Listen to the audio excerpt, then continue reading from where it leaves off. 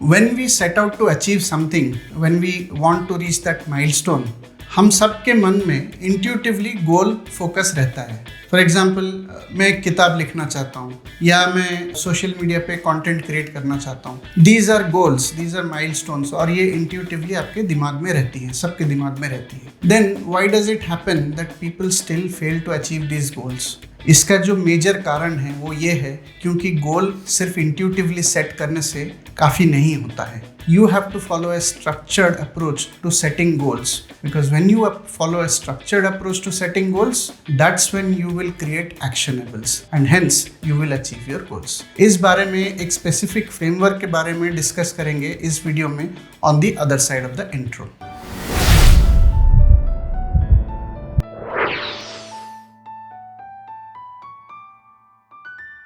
दोस्तों, आज हम बात करने वाले हैं कि हम किस तरह से एक स्ट्रक्चर्ड वे में हमारे लाइफ में गोल्स सेट कर सकते हैं, चाहे वो पर्सनल गोल्स हों या प्रोफेशनल गोल्स हों.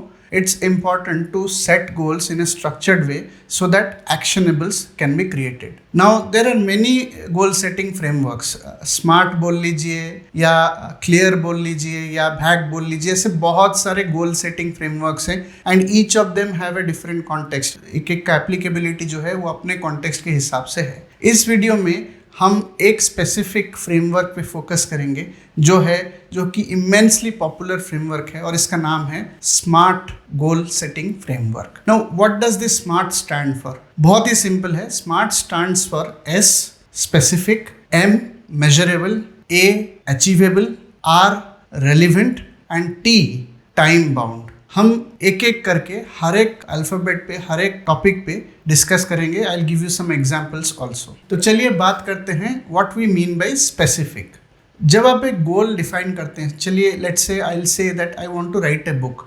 This is a very vague goal, क्योंकि बुक तो बहुत तरह के होते हैं. It could be a fiction book, it could be a non fiction book, it could be a murder mystery, it could be a self-help book, it could be anything, right? So it could be a text book, it could be a children's book. तो ऐसे बहुत तरह के book होते हैं. So merely saying that I want to write a book is making it not specific. If you want to make this a specific goal, you should say what kind of book you want to write. So an example would be, I want to write a non-fiction book on career development. This is how you make a goal more specific. अब बढ़ते हैं जो next element है, which is M. आप measure कैसे करोगे? How will you measure your goal?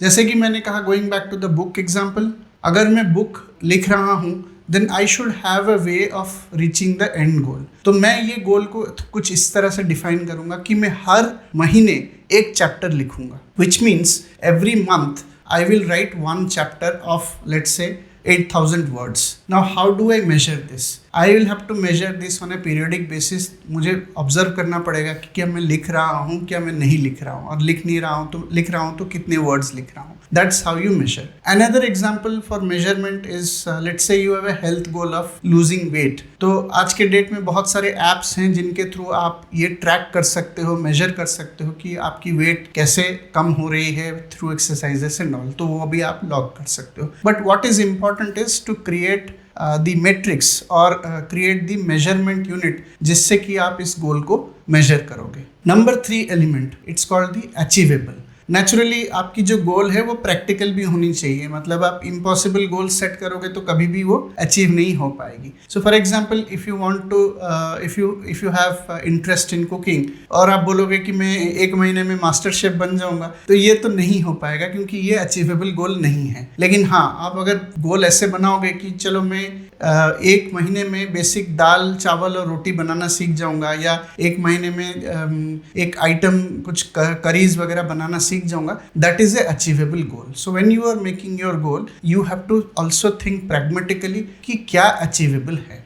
The next element is called the relevance element. It is a very very important element. Relevant नहीं है तो वो goal completion की तरफ कोई भी usefulness नहीं होगी. So for example, if you have a health goal but you are basically actioning out, let's say watching a Netflix series, then they are not related. So they will not be relevant to the goal. So आपको जो goal set करनी है वो आपको आपके गोल के relevance के साथ रेलिवेंट होनी चाहिए या पर्पस के साथ रेलिवेंट होनी चाहिए. So for example, if you want to get promoted at work, one of the ways in which you can make it relevant is you should say that I will complete certain professional certifications which will help me improve my possibilities or probability of getting promoted at work. So इस तरह से आप इस goal को थोड़ा और relevant बना सकते हैं. Last but not the least, the fifth element, which is called the time bound element. इस element का importance बहुत ज़्यादा होता है. अगर कोई गोल में टाइम नहीं है तो लिख के ले लीजिए, वो गोल कभी भी कंप्लीट नहीं होगा, क्योंकि देन इट विल बिकम कि जब होता है होने दो, मतलब सब कुछ राम भरोसे. So that's how things fail. So every time you set a goal, ensure that you put a timeline against it. So going back to the goal that I want to write a non-fiction book on career development based on my corporate experiences in the next 1 year. This is an example of a smart goal, क्योंकि ये specific भी है, measurable भी है, relevant भी है, achievable भी है और time bound भी है. So take a stab at it. Now that you have understood what is a SMART goal framework, take a stab at it, create your goals. Look at your previous goals, how they were they smart? Did they have those 5 elements? Analyze कीजिए, modify कीजिए, and then you will see, from these definitions, from these goal definitions, how you are setting them with SMART, you will start finding actionables which will take you closer to achieving these goals. If you like the content today, let me know in the comments. I would be very interested to know what your SMART goals are. If you can just put them down in the comment section and write more about what content you would like to watch, and I'll come back to you with more videos. Thank you so much for watching today.